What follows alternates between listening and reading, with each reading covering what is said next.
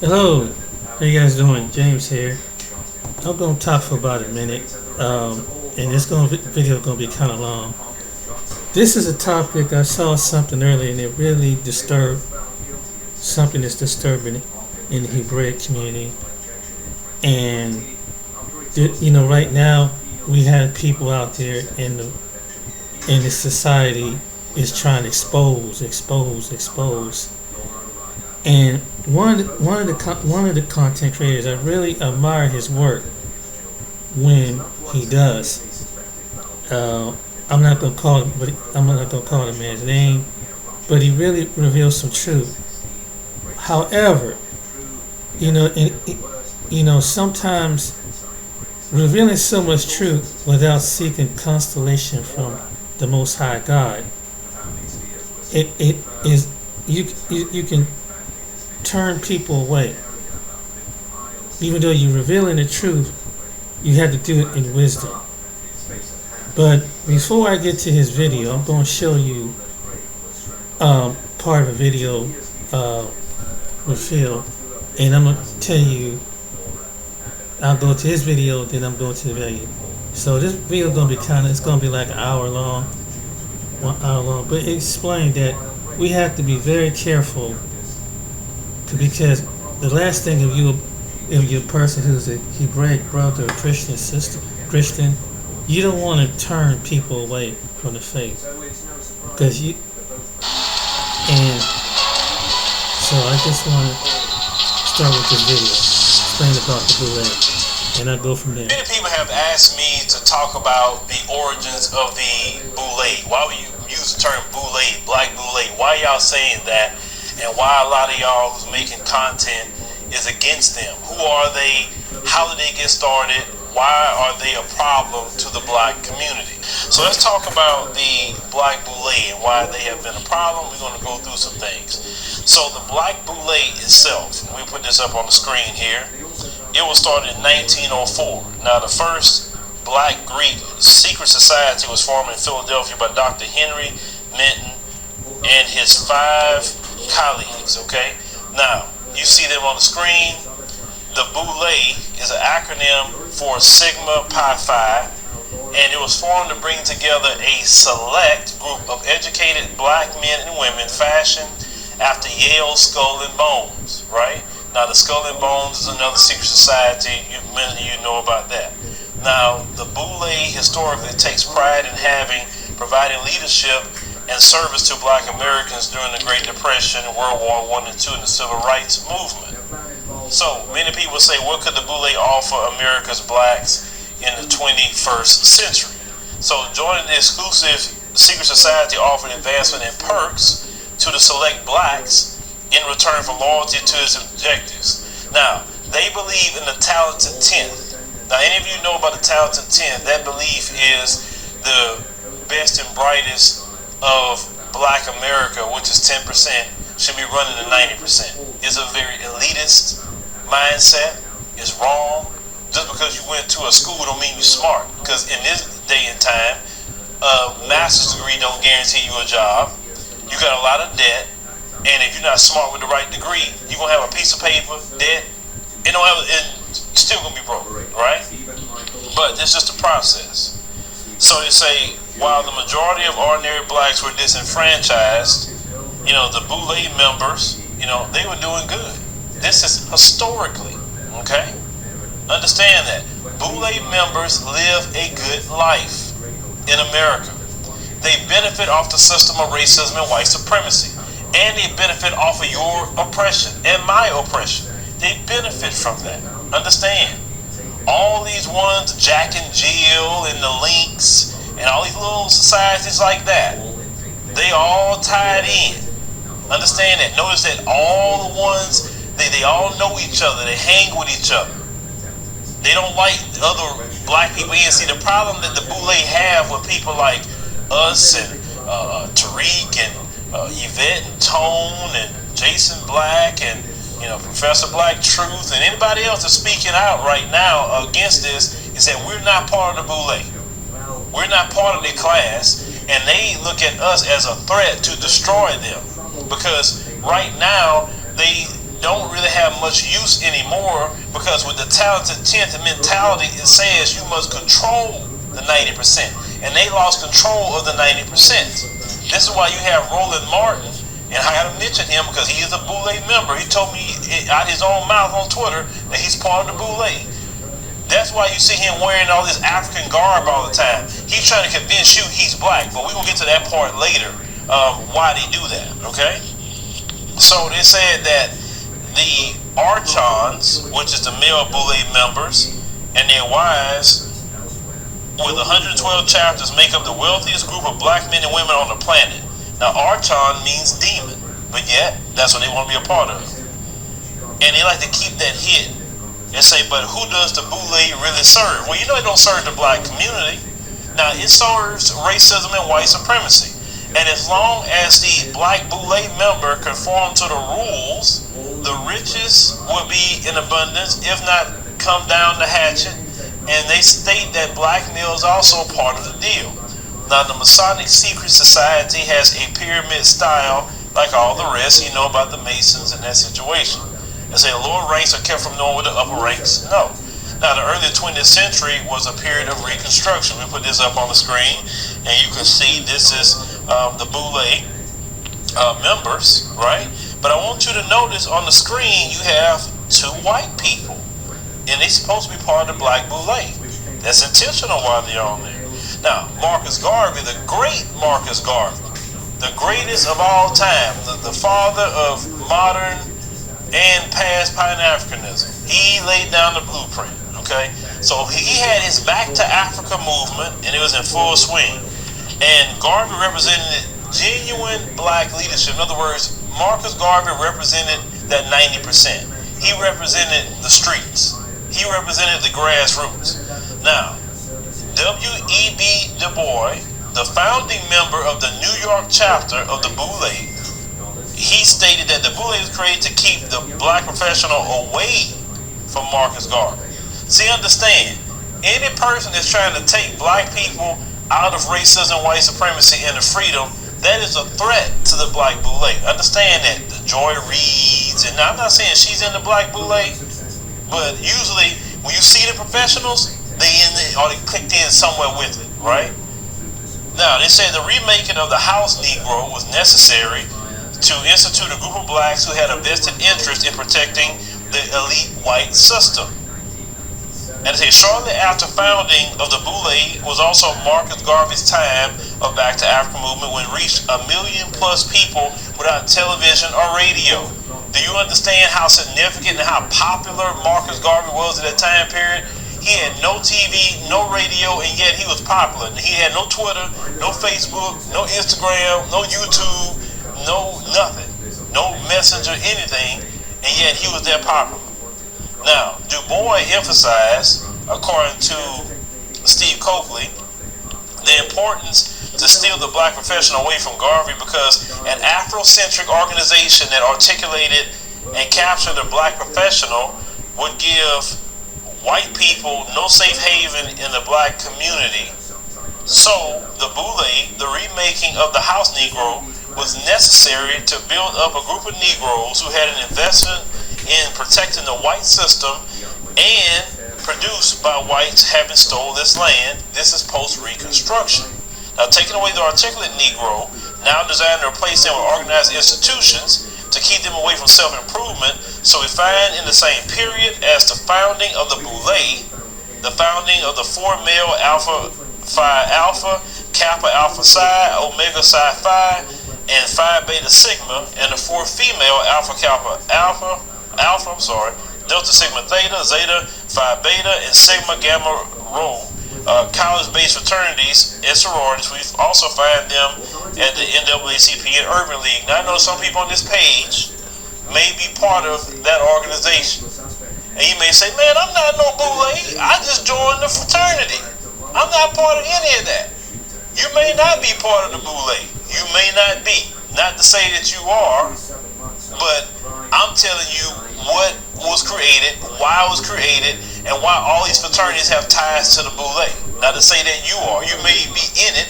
You may not be tied in like that. You may not be willing to do the things that they're willing to do to sell out black people to be in it. So I don't want to just indict everybody just in case you in a fraternity, because some of y'all in these fraternities, y'all get real bothered, like you talking about your kids when you mention the fraternities. I'm just saying. So they say now Du Bois is one of the strongest opponents of Marcus Garvey, and he was an instrumental tool in stopping one of the strongest grassroots movements in the century. What was Garvey's plan, right? We all know this. His plan was to take as many Africans from America and start a settlement in the nation of Liberia, and then help the new nation produce and control their own rubber crops and other industries in natural resources, okay? So Marcus Garvey, he stated that if the oil of Africa is good for Rockefeller's interest, if iron is good for Carnegie Trust, then these minerals are good for us. Why should we allow Wall Street and the capitalist group of America and other countries exploit our country when they refuse to give us a fair chance in the countries of our adoption? That's the same thing I talk about today. Is that you got China in Africa, the United States won't get out, Russia want to be in there, everybody want to be in Africa, getting all the resources. Well, what about black Americans? Why aren't we there even making any kind of business? I've talked about this so many times. Marcus Garvey continues to say, why should not Africa give to the world its black Rockefeller, Rothschild, and Henry Ford? He's right. Marcus Garvey understood that we cannot be a people without any kind of power. Wealth brings power, and the wealth is in Africa. Here, you're going to be sabotaged. Look at all the black men that get money. What happens to them in the end a lot of times? It don't end well. Didn't Eddie Griffin say on Vlad TV that they always got to have an asterisk by your name? Because they either got to dirt you up or destroy you on any little thing. That's why when you black men get certain amounts of money, you need to already have your escape plan out of this country, because eventually they may come for you, and when you can get wind of it, you can say, man, I'm out. I'm not going to put up with these people. Now, they said the two house Negroes made a bet that whites would come out on top and give a certain percentage of these greedy Negroes named boule members the wealth they stole from Africa, right? So they say what's deep is that they didn't believe in African self-reliance and preferred to have whites give them table scraps instead of making the whole pie. Now, you have to understand that boule represents the weakest element of black people. Understand that. They are the Stephen of Django Unchained. You understand? That's them. They will protect the master. They will do everything they can. They'll fight with other black people and also deceive other black people. Now, as Steve Coakley put it, he said it took a certain type of, he said N-word, to form an organization like this. He said, we just got our, kicked during Reconstruction. Africa was divided before our very eyes with the Berlin Conference. Most of you know about that. And he said, and this was 50 years before Rosa Parks. And he said, the question is, why were these black devils like this? That's what he said. He said, the answer may lie in the fact that the boule is a Greek organization. And I said that on Twitter. They got mad at me. I said, why you got black people joining the Greek organizations? You can't make an African organization or even a black American organization, because Greek, that's white folks. What's up with that? Oh, they say, oh, he's super woke. Oh boy, they was mad at me when I made that comment on Twitter. So continue, he said it was about selling out brothers and sisters for power and money. Yes, that's what the boule is about. They do not want to see us come up. See all this talk about ADOS and black folks breaking away from the Democratic Party. Oh no, that's bothering the boule, because they are the house Negroes, every last one of them. Now I say the majority are black lawyers, doctors, engineers, and accountants were members of the secret club. Now I'm not saying all black lawyers and accountants are part of the boule. Not saying that, but they say traditionally the people that's in it is tied to that. Okay. Now, I say the boule is another arm of nefarious secret societies that recruit, indoctrinate, and cull for the dark forces. Now, for me, dark force is the devil, Satan. And there's a lot of Satan in America. You don't believe me? Go to vacation outside this country. I just talked to, I was on a live stream. Nyla's in Mexico, and her and Taz is in Mexico right now. And if you don't know Nyla and Taz, they make content. They're in Mexico, and she said she finally understands what I meant last year is that when I got out of America, I felt that weight off my shoulders. I felt like at peace. I felt happy, because it's a strong demonic spirit over America, and until you get out, that's the only time you really feel what I'm talking about. So they say there are perks galore, power and notoriety are lying in wait for the easily compromised soul. So these people not only sold out the black community, but they're selling their soul to white supremacy. You understand? And that is the worst part out of it all. Okay, so in the Greek system, the boule was the lower house of the parliament, charged with organizing the affairs of the city of the king. So think about that for a minute, right? Now this is an ancient story. So the New World Order is the Old World Order. The elite blacks of the boule are culling and controlling their own for a slice of the elite white man's pie. That's what it is. They want table scraps from white supremacy. Let's talk about that. They want those CNN jobs. See what happened? Roland got out of pocket talking about the gay community. Understand? On CNN. That's why he's out of there. He broke the rules. You can't talk about LGBT. Oh, no. Because most of them are tied in with that. So he broke the rule, and ever since then, he's been trying to get in good graces to get back in. You should see him. It's sad. So they say the takeaway, folks, is that black society is modeled on white, and most political, business, and cultural leaders are chosen on the basis of their membership in a satanic secret society. We all have been betrayed by the most egregious fashion. A lot of them in this secret society members have, such idols that they have, touching all aspects of daily lives of black folks, including children. Is absolutely mind-blowing, staggering, and continues to grow. It's estimated 70-75% of all black male lawyers are members of the secret society, Sigma Pi Phi. Virtually every black mayor, congressman, banker, or millionaire in America are members of the secret society or boule. Now, that has been traditionally how it is. Do I believe all of them are part of it? No, but then as I was doing research, I saw Cedric the Entertainer, as I would put in boule on Twitter, and he was talking about, we had the boule, 68th annual boule convention, and this and that. I said, okay, he was all excited. And of course, he's an entertainer, right? So Steve Coakley, the ultimate source on the information of boule, he said his persistent theme is that the Jewish financial elite has put a phony black leadership class in position of wealth and influence. Okay, this was Steve Coakley said. He said their roles to protect sponsors and perpetuate the hegemony. Alright, so genuine leaders like Malcolm X and Martin Luther King who got their place are eliminated. So people who fought for the 90%, like Martin Luther King, Malcolm X, Medgar Evers, anybody who fought for the people, they always been a threat and they always try to take you out. Now I say, ironically, Steve was hospitalized back in 2012 when he expressed fears that they would kill him in a hospital. And he said this appears to have taken place. He was married, had 3 children. They say the late conspiracy theorists, that's what they called him at the time. Steve Coakley had this to say: anywhere there are prominent professional blacks, chances are they're in the boule. Okay? Now, I've heard this before. I'm saying this is what I've heard. He's saying that he thinks Martin Luther King and Jesse Jackson have been boule members among many other high-profile, successful, and moneyed blacks such as Barack Obama, Bill Cosby, Al Sharpton, and Thurgood Marshall. But remember, Martin Luther King could have been in it, but he broke the rules, so he was taken out. Understand? He fought for the 90%. Maybe when he was in the beginning younger, he could have been, but he see that wasn't right. He fought for his people. He did everything he could and lost his life, for it, right? Now, Malcolm X, of course, he had nothing to do with that. The Nation of Islam and Elijah Muhammad, you already know they don't get down on nothing like that. So they said the boule, this is something else you need to think. The members of the boule pose as freedom fighters or civil rights activists on the surface.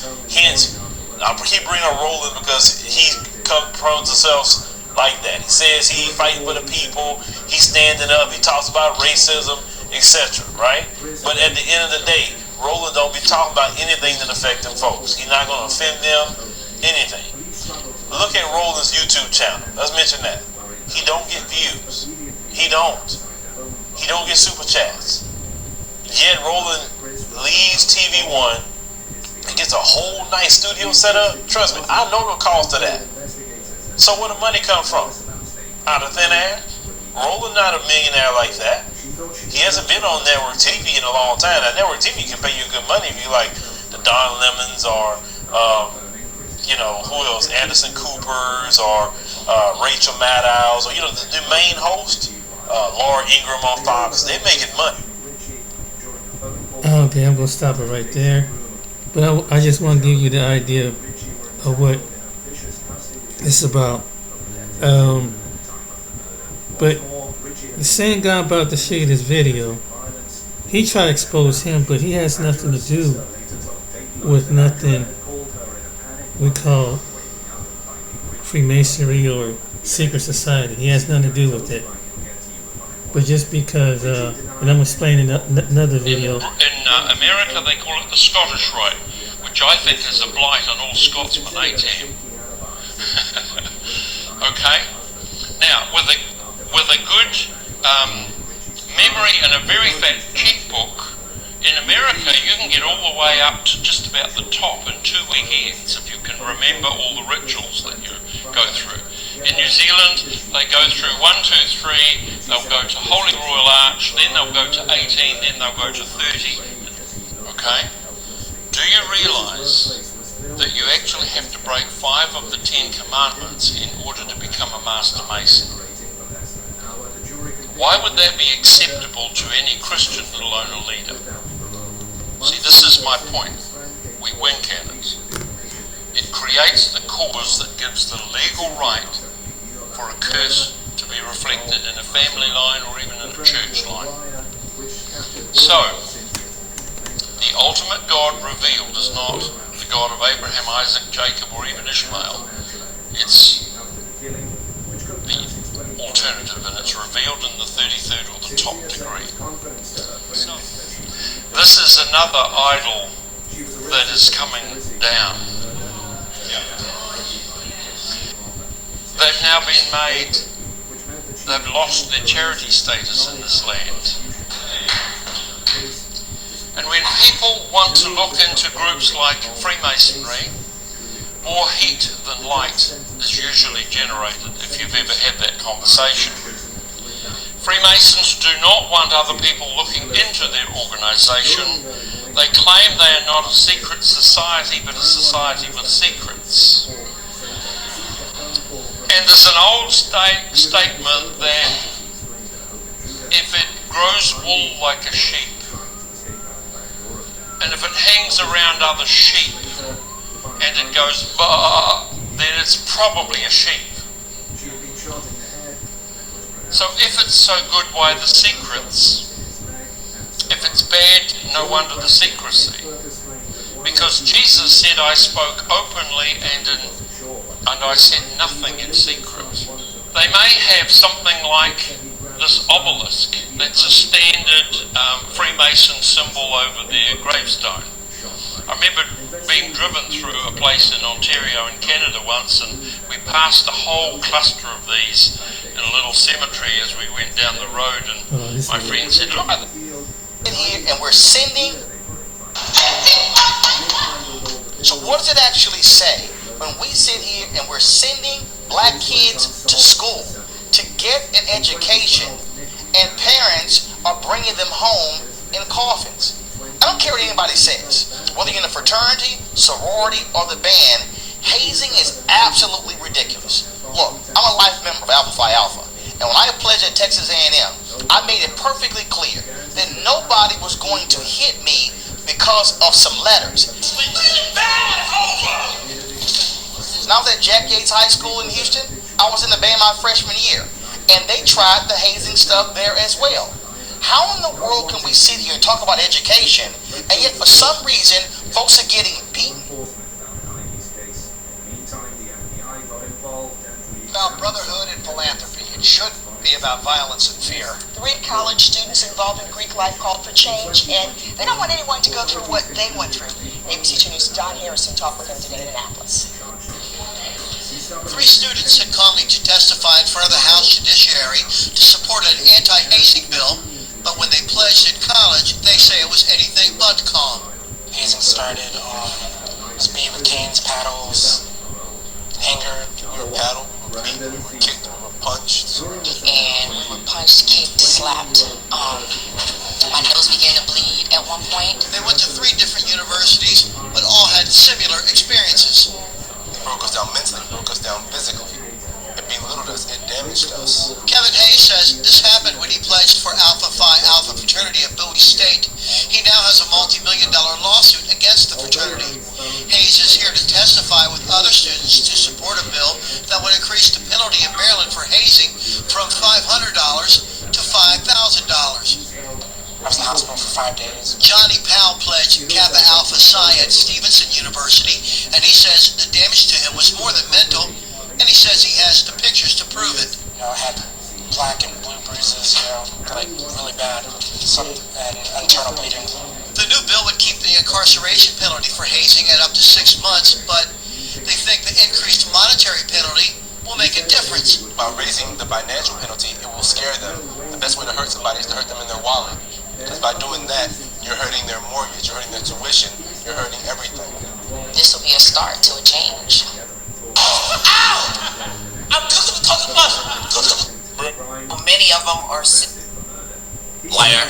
many of them are saying that you said your wife was a black This is when he tried to expose him. No, I said, and I never said she was a black or Latina. I said that she had some black people in her family. That's what I said. And I never said she was a black or Latina. I said that she had some black people in her family. That's what I said. And I never said she was a black or Latina. I said that she had some black people in her family. This is That's what I TCA. said. Liar. My Patreon members in LA, they met her because they kept saying, "Oh, he was hiding her." So Everybody he knows attacked her. his Lil channel. T knows her. Everybody know her. Relationship in America is the most taboo relationship, the black male white woman relationship, and the ones who have the biggest problem I'm with not it, attacking. white I'm men, not attacking his black channel. women have a problem I'm just with it. showing you The what thing he, is, what he people did. that followed me from a long time ago knew my wife was Hispanic. They knew her to be not a black woman. They knew that. Anybody who knew me saw my wife always. Bruh. It's from his channel.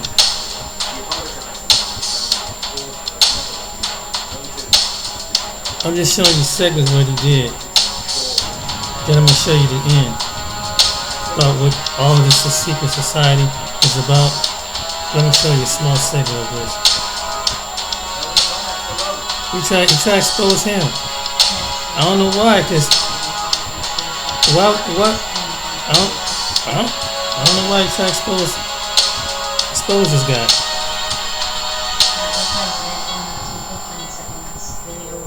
I mean, because he's a big YouTuber, or I don't know what it is. But I just want to show this video about what he did. That's pretty much a hypocrite, because he's a guy that's always telling black men not to date white women. That is an ongoing issue, and we as black people can stop this. We can stop it so easily by just committing to ourselves. Say, look, we're not going to date, marry, or procreate with them because they don't respect us. We live in a system of racism and white supremacy. And it turns out that his wife of more than 5 years is white.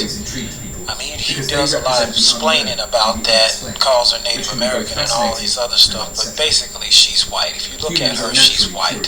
Liar. And I never said she was a black or Latina. I said that she had some black people in her family. I mean, she's biracial. Because believe it or not, I still code my own people. If I want to sue one of them for lying on me and sue one of them for defamation of character, because the only reason they keep saying I'm with a white woman is because they're trying to defame my character and hurt my area and business with my people. That's what they're doing it for. They're not doing it for no other reason. Because even if I was with a blonde-haired, blue-eyed white woman, what would be different on what I'm saying? All you have to do is marry white women and have children. I mean, people are human beings at the end of the day. I mean, we all want the same things. And, focusing on color and all this other stuff, I mean, to me, like, racism is a form of mental illness, in my opinion. If this lady makes you happy and she happens to be white, go ahead. Go with her. It goes way back in the past, okay, when slavery was going on. It was known that, hey, black men and slaves, you don't touch them. White women, they're, the master's woman, okay?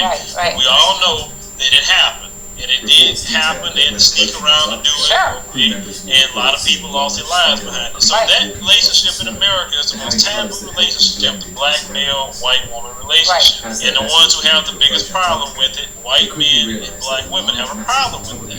Been in traditional like black men, black women relationships. Now with a white woman, what are the differences going to be? Well, definitely you have two different cultures. Right. You have two different upbringings. You have two different, like The way society looks at you is completely, obviously you're not looked at. It's completely different. Like as a black man, you may be looked at as a sellout.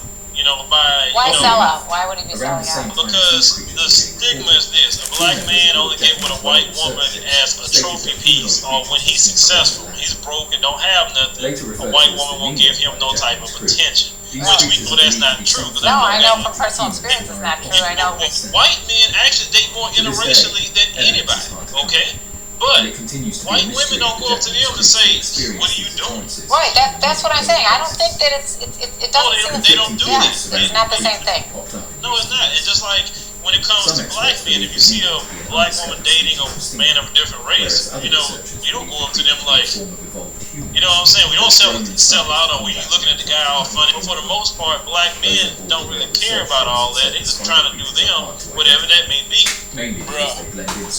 That's who she gonna take after. If she has an upscale white woman as a mother, she's gonna have upscale white girl characteristics. You've seen like mixed girls who are like, talking like a valley girl, very prim and proper.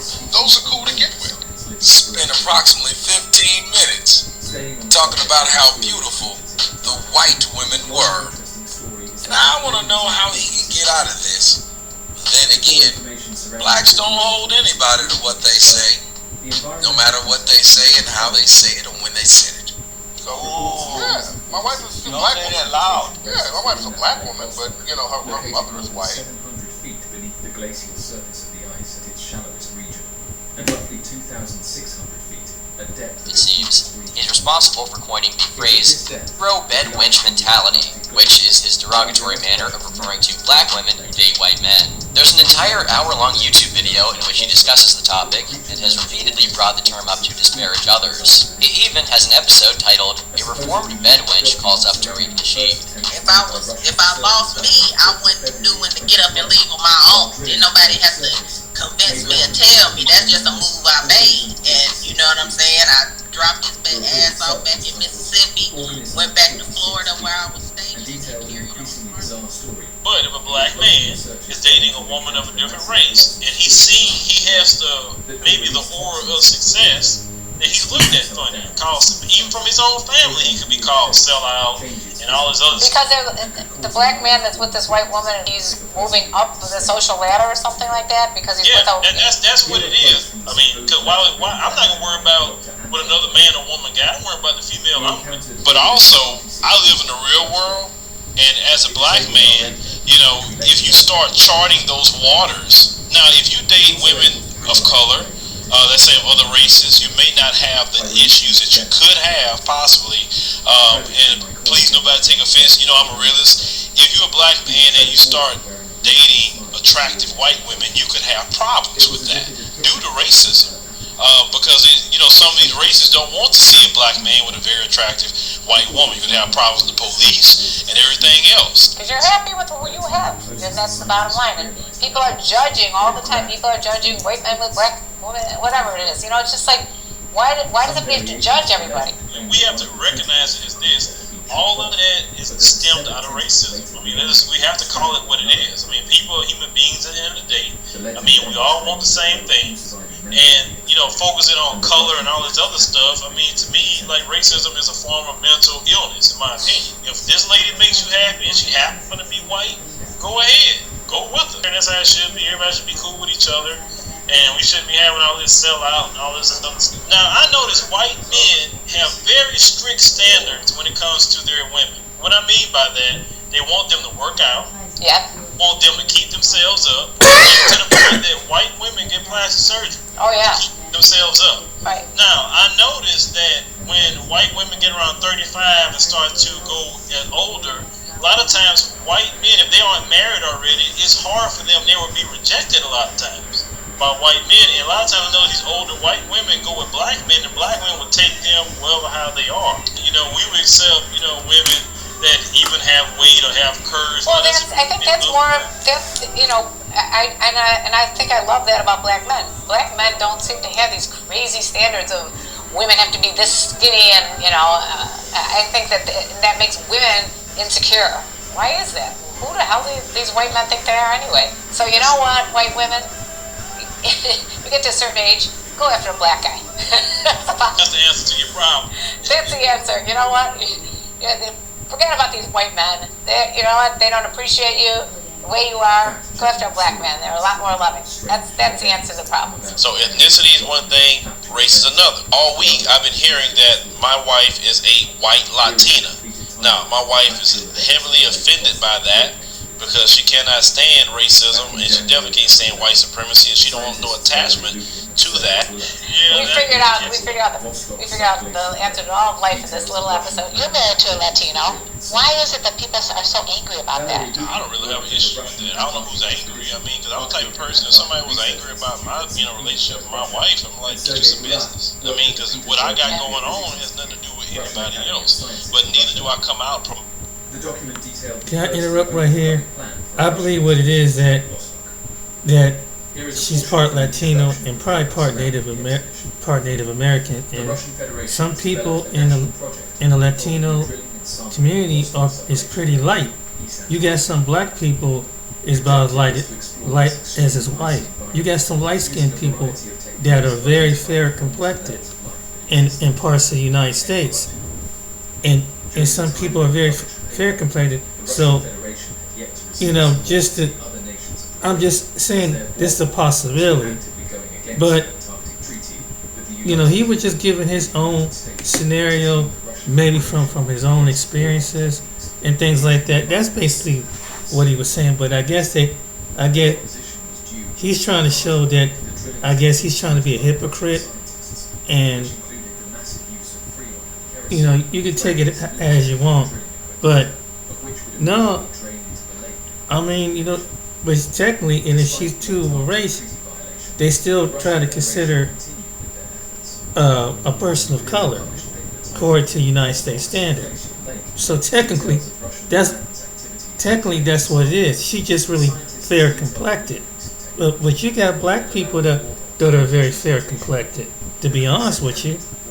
But when they seen his wife, you know, you might have some cousins that fair complected that can pass, and it's just the history of it. If you go back to it, but he was just trying to. I don't know. He's trying to expose him, but he did this to a couple people, and this guy that just showed you his page.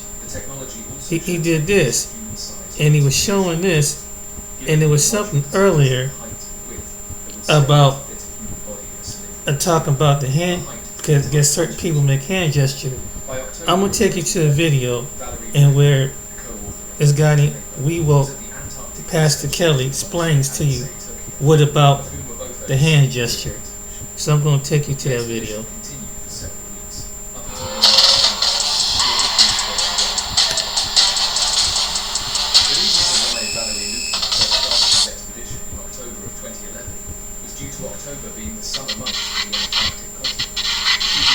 And so, when I say these summer months only last from the beginning of October. All that the law, but to fulfill the law. In other words, I promise we'll get more attention.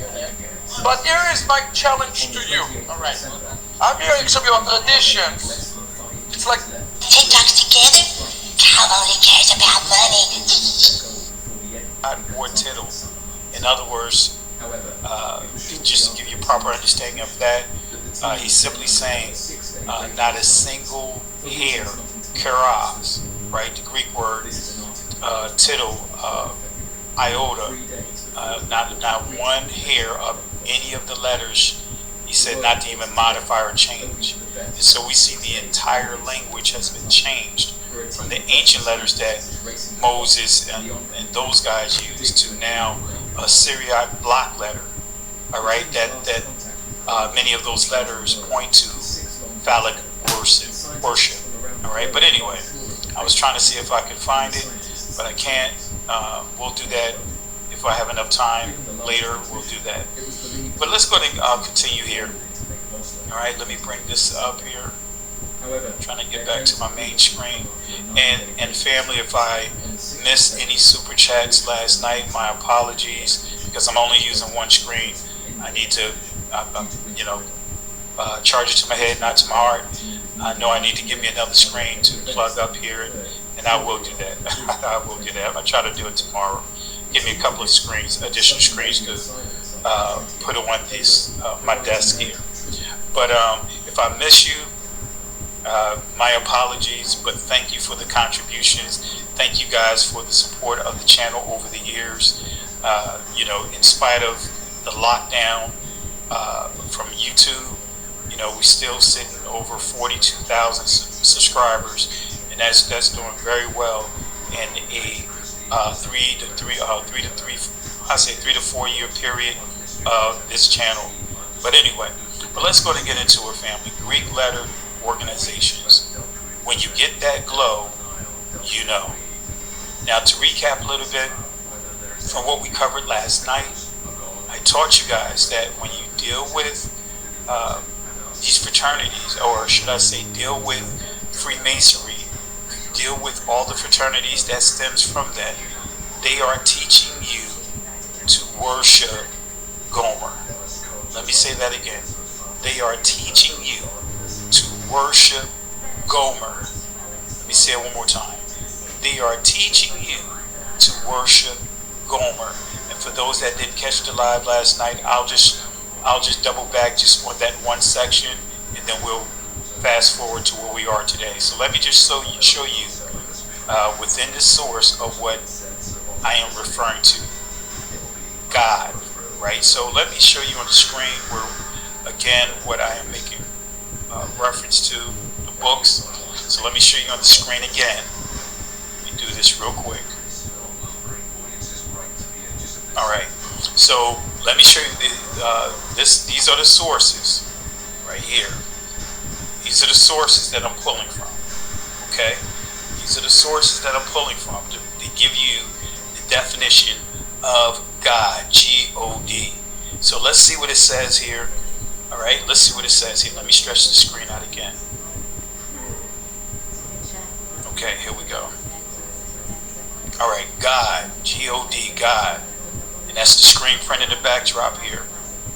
All right, Encyclopedia of Freemasonry. God, G-O-D, the initials of Gomer, Oz, Dabar. It is a singular coincidence and worthy of thought that the letters composing the English name of deity should be the initials of the Hebrew word wisdom, strength, and beauty. The three great pillars or metaphorical supports of Masonry. They seem to present almost the only reason that can reconcile a Mason to use the to reconcile a Mason to the use of the initial G. Let me read that portion again.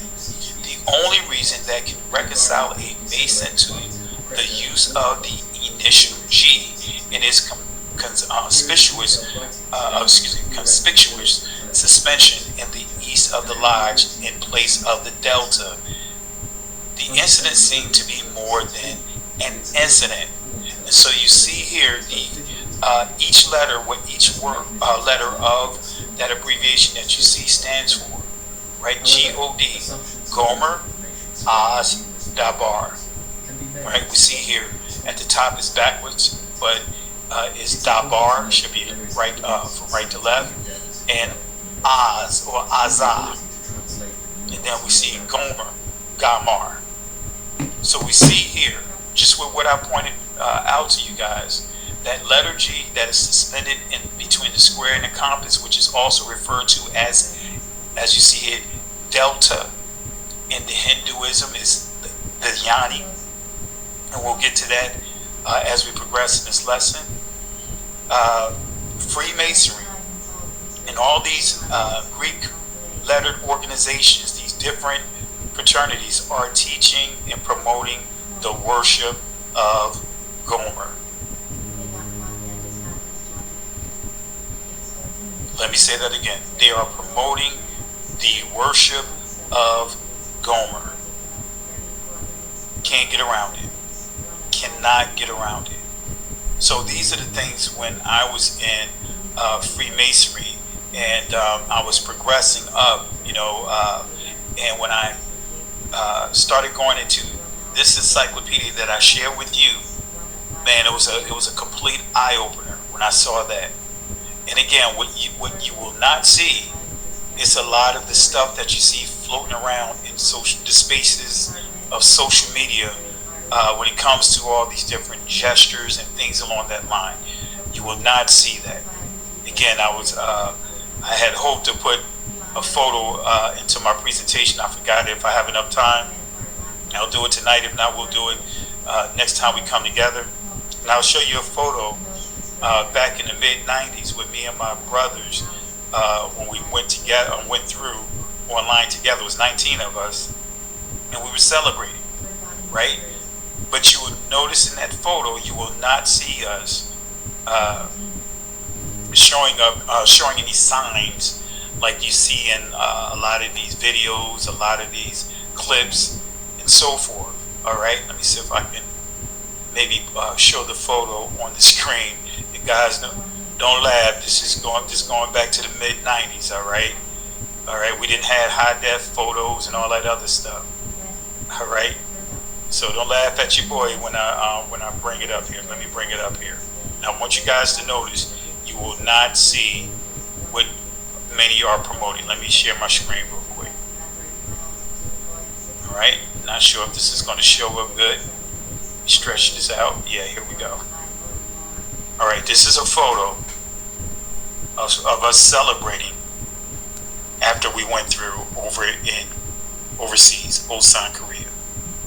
And what you notice is that you don't see is you don't see hand gestures.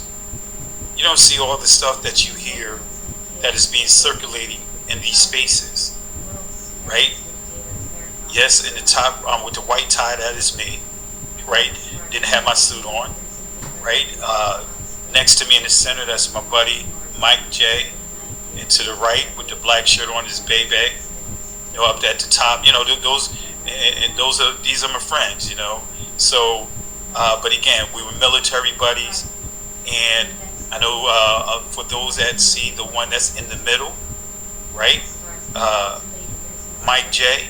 He has his hands in that position. Guess what? In the military, that's how we are taught to stand when we're standing in a position of at ease, whether our hands are behind our backs or our hands are in front of us. So again, this is from the mid-90s, overseas, Ulsan, Korea, and you don't notice, and you notice in the observation here, you don't see what you see a lot of people are running with. All right, let me try this again. So you don't see all that hand gestures because that's what we were not taught those things. All right, again, so I just want to share that real quick. Okay. All right. So let me pull this down, and again, this book right here. Let me show you here. This book right here. Purchase it if you want to do your own investigation, and you will not find those signs and all that up in here. Let me make that clear, because I was going to take some time out and go through each image that's in this book and put it in a presentation, but it was just too much time. All right, so I want to make sure you guys understand that.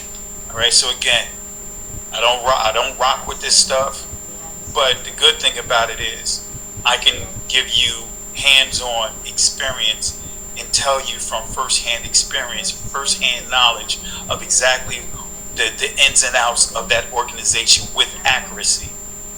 All right, so thank the Most High. Hey, that's in the past. That was when I was young. You're right. So with that being said, let's go ahead and continue here. Let me stretch this out again. So many emails, Nor. Nora. Oh, finally. Wait, I mean it. All right, let's see here.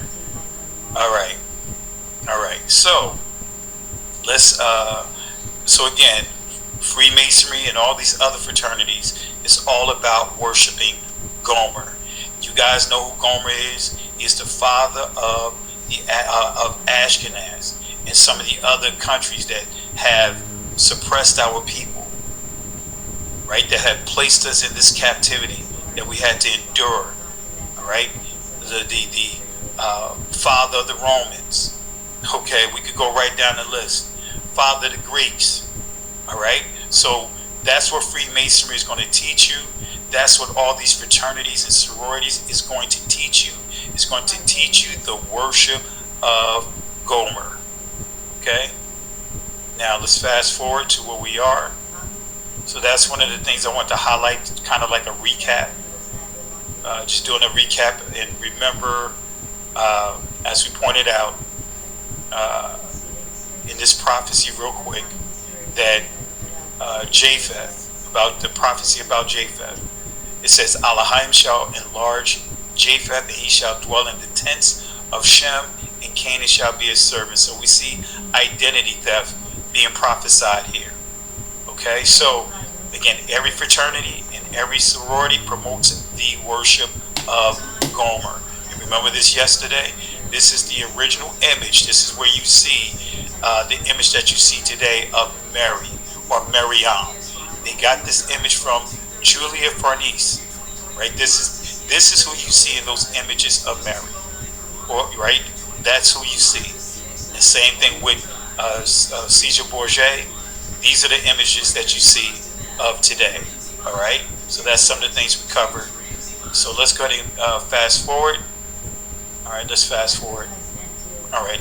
So Greek lettered organizations. When you get that glow, guess what? You know the power of elevation. Right. That's the song from The Last Dragon. All right. And I want to make it clear, so no one twists my words around. I am not promoting any of these organizations. I'm not promoting fraternities. I'm not promoting sororities. I'm not promoting Freemasonry. I'm not promoting any of these sort. All right.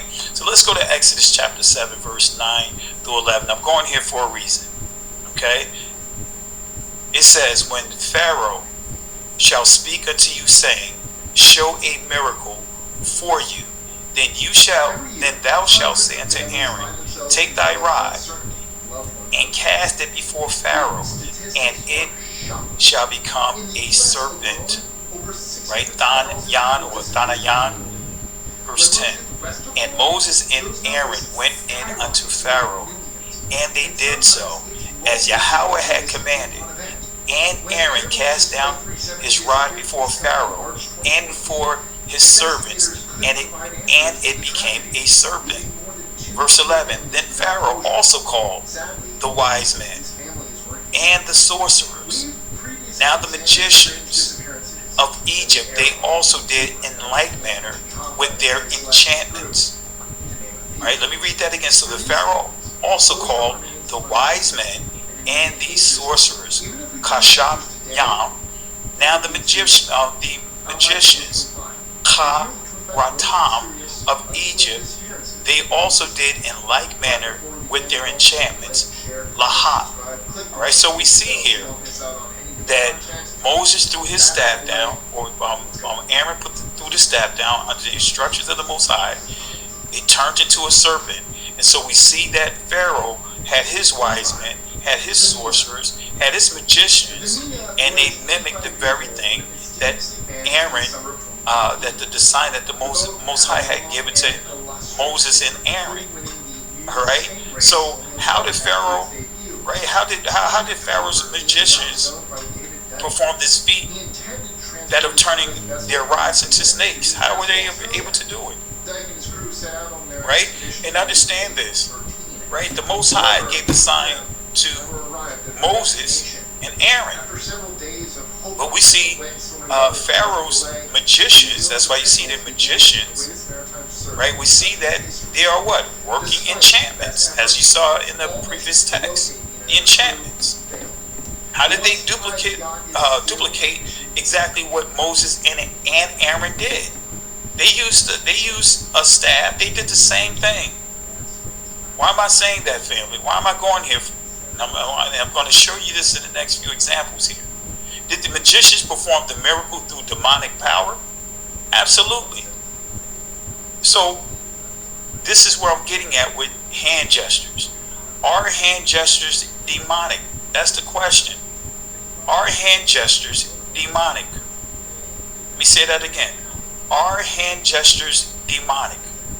Because if we are not careful, family, we can start doing the very thing that we see within the church, more specifically and more particularly some of the old holiness churches. I'm not sure if they still do it today, but the holiness churches, they were very strict. And some of the traditional churches, the older traditional churches, very strict. You couldn't even go to the movies without them telling you you're sitting in the seat of the scorn. Now I understand certain things have its place, but we have to be careful of bringing that spirit here and automatically going off of assumptions. So I was going to post this inside the chat, but I'm not going to do it tonight. So let me take you here. The secret language of hand gestures, right? The secret language of hands in Indian iconography. All right. So we're going to cover this article here, and then I'm going to show you a couple of videos in between. But I want to cover this article here so you guys can see some of the hand position. I'm going to cover just a couple of them. But anyway, the secret language of hands in Indian iconography. Unlock the meaning of these ancient gestures. And I want to be clear that they did not create hand gestures. Hand gestures been there from the beginning when the Most High created Adam and Eve. That's how languages, when you start understanding the evolution of languages, that's how they spoke, with their hands. Hands and drawings.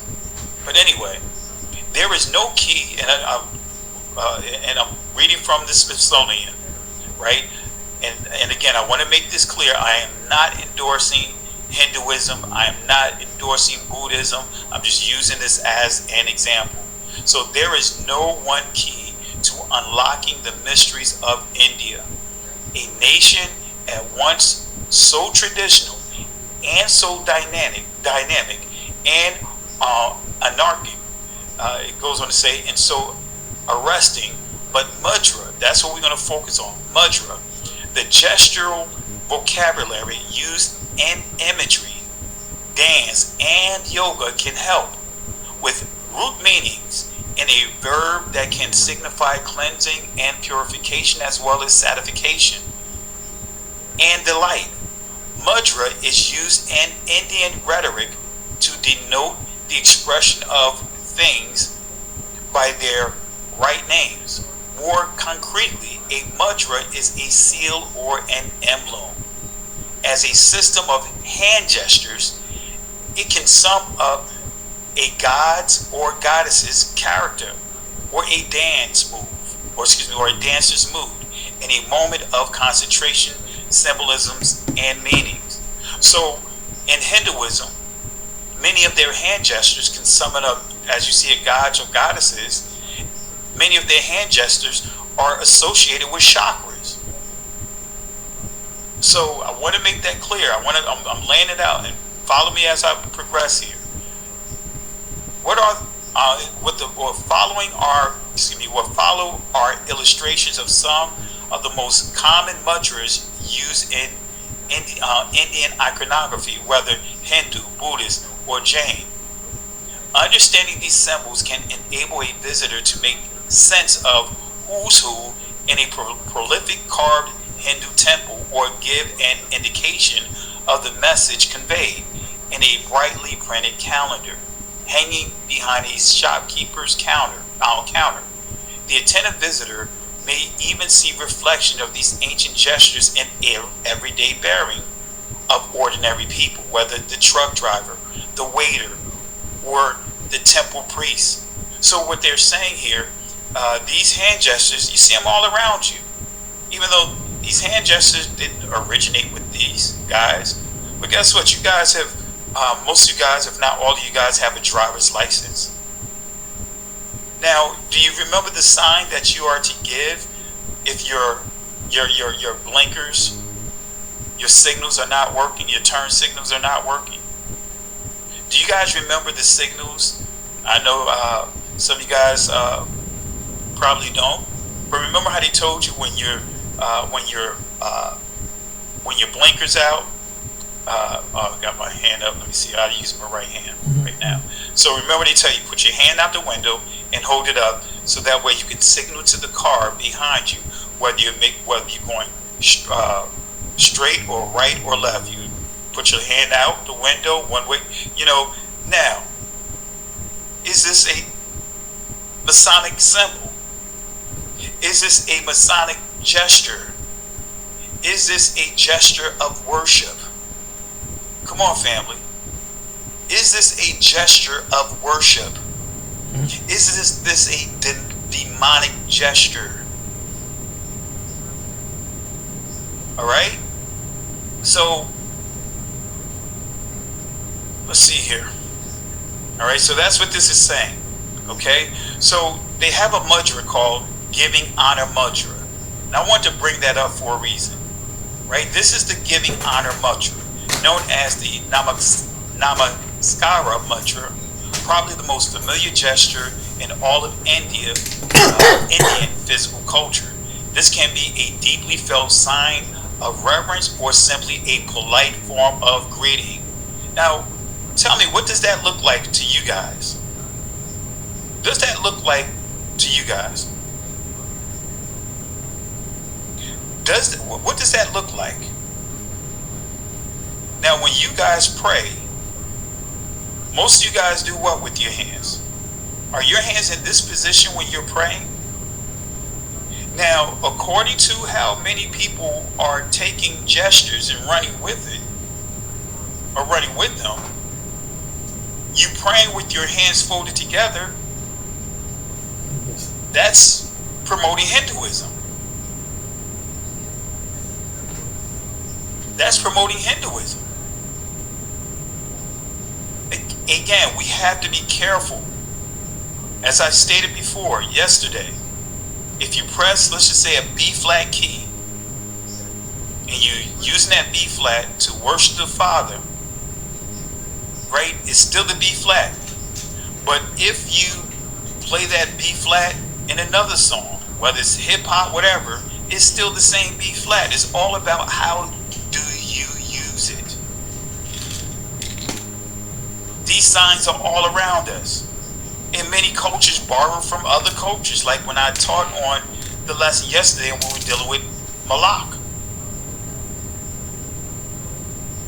Remember, Malak or Malek is a deity, a Ammonite deity, right? But in Hebrew, that's the name of the king in Hebrew, Malak. Those are loaned words. The Ammonites, that's the name of a deity among the Ammonites. But in Hebrew, that word means king. It also means messenger. It also can mean angel. All right? So, and I'm going, and the reason why I'm going here, because I see Miss Abigail, Christianity taught us that it is the prayer sign. But guess what, family? And I want to say this to you as well. It's not just Christianity. Many cultures use this hand gesture in different ways, even in prayer. This is not just a Christianity thing. And I don't want you guys to start second guessing. No, this is a prayer gesture right here. This is a prayer gesture.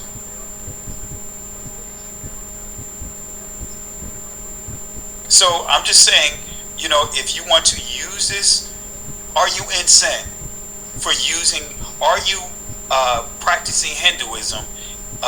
Is someone like our grandmothers and grandfathers that have transitioned, are they in sin for using this hand gesture? This is also the position of clapping your hands. This is also the position that many of you guys would do if you're trying to keep your hands warm.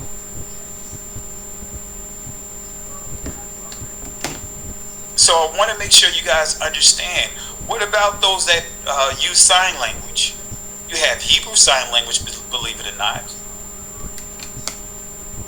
This is also part of sign language.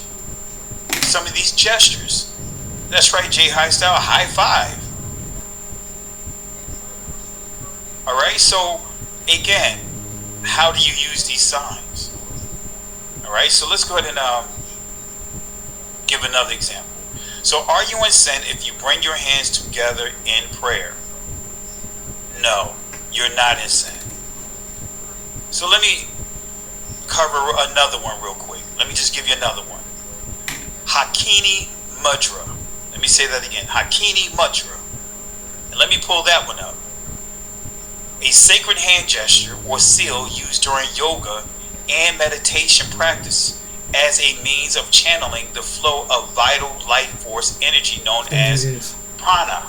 They do that. Right? So you see this here. In this Hakini Mudra comes in a number of forms. And if you guys have, any of you guys have taken any communication classes in college as well as in the military, they teach you about two ways of communication, two forms of communication, verbal and non-verbal. Right, so this is what is called the Hakini Mudra. Right, so let me show you a couple of clips real quick, and then we'll explain this real quick. But I just want to make sure you guys understand this. And again, I am not promoting this belief system, but I want to make sure you guys understand, because if you guys not careful, man, you guys are just you guys be afraid of living. All right, so let me play a couple of clips real quick, just explaining gestures. But let me let you hear two different people explaining this Hakini Mudra from a public speaking perspective. All right, let's start with this first one. Let's use a can of Coke to improve your public speaking gestures. As Ricky Bobby once said, I'm not sure what to do with my hands. A lot of people struggle with this. Here are 3 quick tips. First, find a home base, a place to keep your hands when you're not gesturing. A good home base is right about here, a little bit above belt level. Second, hold your hands loosely, just like you're holding a can of Coke. I got this tip from a good friend and author, Alan Weiner. He says people gesture comfortably when they're at a party and they're holding a can of Coke in their hand. They talk normally and they gesture in a relaxed way. Practice this right now with me so you can remember this feeling. Then simply remove the can of Coke and gesture in the same exact way. You can do this with or without notes. 3, gesture about once or twice per sentence. Just let your hands go a little to emphasize the key words in each sentence. And when you're not gesturing, bring your hands back to their home base.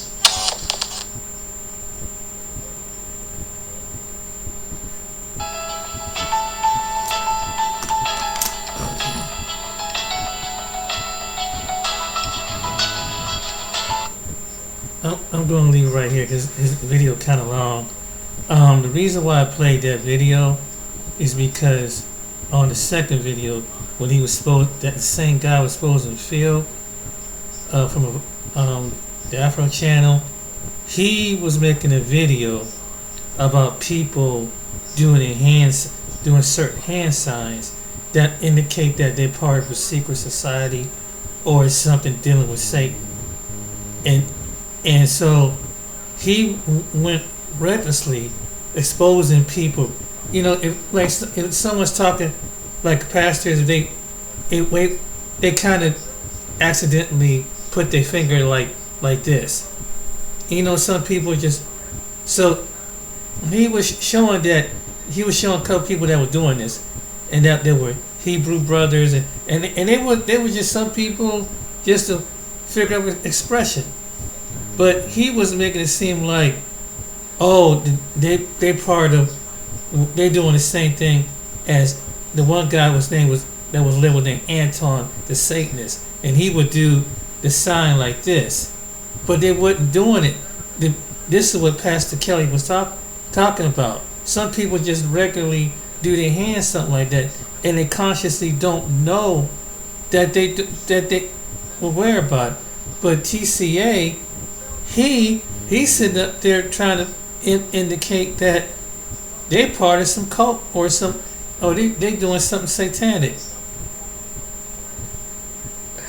So the way you hold your hand, but it's by the way, some people hold their hand a certain way. It don't mean that they initially trying to be part of that they part of the devil's kingdom. Some people just express that way. So I had to point. The reason why I play these videos because I want is the second video, but I showed Phil because he was breaking down what the boule was. Then he come back around try to expose Phil because he's from Afro News Channel. Trying to news channel. But Phil was not a part of the organization. Phil was not a Satanist. He's not a Satanist, whatever. He don't worship Satan. So he's going around, there's people with different ministries. And he's hurting some people there were some people that they claimed they were part of the secret organization that was a Freemasonry and part of the boule and all that stuff like that. And it was, so he coming at other Hebrew brothers and Hebrew and Christians about that. A lot of people don't even, and then I was hearing on this one guy named Tail Ministries, he was trying to explain to them a lot of people, it's so deep rooted that subconsciously the way a person express themselves, they don't know what they're doing. But he's over, I think he's out of Scotland, England, TCA. He's over there trying to exploit people because different people, the way they hold their hands. And that's why I played the video. That's not always the case that someone's part of a secret organization.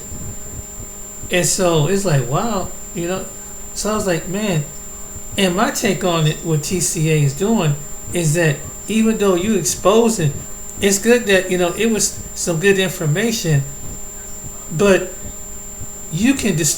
that can backfire in anybody who's in ministry, whether it's a Christian or a Hebrew, that they trying to bring them to the Most High God in their own man. Are they doing the perfect way? No, but they got people on the right path, and you can destroy someone's faith in the Most High God through His Son Yeshua Mashiach, and he don't even know that by exposing all the, and they try tying with these secret organizations, which they have. There are some people who are pastors, but not every pastor is part of a secret organization. Not everybody's part of Freemasonry. Who's a minister, who's a reverend or pastor, or whatever. Some people were called of God. Then he tried to expose Geno Jennings like that, and Geno Jennings is not like that. But the same guy was trying to expose different individuals that were pastors and ministers and Israelite people. And it's like, wow, man, you go a little bit kind of overboard with this stuff. And not everybody is, just because someone, and like he was saying, it take a certain, just because you see someone do their hand, that don't mean that they're part of an organization. And see, social media kind of like got people paranoid with this stuff. And like he said, then it's so much bigger than that. And there were people, they had a discussion that being a part of a secret organization like the Freemasonry, the Boule, it's so much deeper, it's so much bigger than what you imagine. And there's certain levels that they don't flash their hand signs or whatever. But he took it and run. And he's exposed and all. That's why I showed you the video. He's trying to expose all these people. And I mean, I don't know. I don't know if it's trying to come up faster to be a bigger channel by exposing people, well known YouTubers that got big channels, and I guess get people like get people paranoid thinking that they some kind of conspiracy. And I mean, there's some. Well, I watched some of this stuff, but there's some stuff like, well, this last couple times he's just exposing. There's some people that are probably it, but there was some people that were not part of a secret organization. But he got upset and offended when people was trying to confront him. And one of the people he tried to say was Ron Dalton, the guy that got his movie banned all over social media. He tried to accuse him of being part of the organization. I said, how is Ron Dalton when Ron Dalton, he can't show his video on YouTube, he can't show his video on Facebook, he can't show his video on, I think was it Prime, or everywhere part of the organization, he wouldn't be able to show his movie. See, so this secret society, who got no people behind people, or if you got some type of truth, they trying to shut it down. So clearly, Ron Dalton is not part of, nor Phil, because they speak against it. So, but TCA, he's trying to expose these people who's exposing, that's telling you that, and you don't know some of these people exposing and can't tell the whole organization, they get threatened. They might come up on a threat like what Phil said about Steve Coakley. But it's just like not everybody is part of an organization. It's not everybody's not part of that. But I just wanted to play this video to show you the different. And another thing, there are, so because he exposed him because he being a hypocrite, he's supposed to promote black. But there's all type of people that go to Africa that's not just black. There's other people over there in Africa. And there are albinos, people are albino with albino complexion over there. There's white people over there, and there's other people over there. And that's part of African diaspora. It's the truth. But people are so caught up in America about black. Well, he promote black. I said, and Phil never claimed to be a Pan-Africanist. He was just being well-rounded. He never claimed that. And there are some black people who are real light-complected, that are practically light-complected, but they consider black because they need great features. And some people are mixed with black and other. So that could be the case with his wife. But because she looked white, that's a white woman. She's a white Latina. God, Jesus. Even if it was, she's still considered a minority by United States standards. So I'm just saying that exposing didn't make him look good, and Phil was just going by his own experience. That's all what it was. I don't think he was being, my opinion, I don't think he was being a hypocrite, but maybe some out there, maybe somebody might disagree with me, but I don't think he was being a hypocrite. He was just telling you his version of the reality. But anyway, I'm going to go ahead and cut this video. It's kind of long. I figured it'd be kind of long, but trying to shorten it under 120 minutes. But so the moral of the story is, not everybody, just because someone do a hand gesture, somebody do something on video, don't mean that they Satanists or they're part of a secret organization or they is some kind of, they're not part of a secret society. Because even the people in the secret society, they would know. They know their own rituals and how they communicate. So we really don't know. Like Pastor Kelly said, there's certain things, there's deep levels to that. But anyway, I hope you enjoy this video. Until next time, you got to be blessed and take care. And don't believe everything you see just because someone says something. That's the moral of the story. All right then. Take care. Be blessed. Like and subscribe. See you on the next video.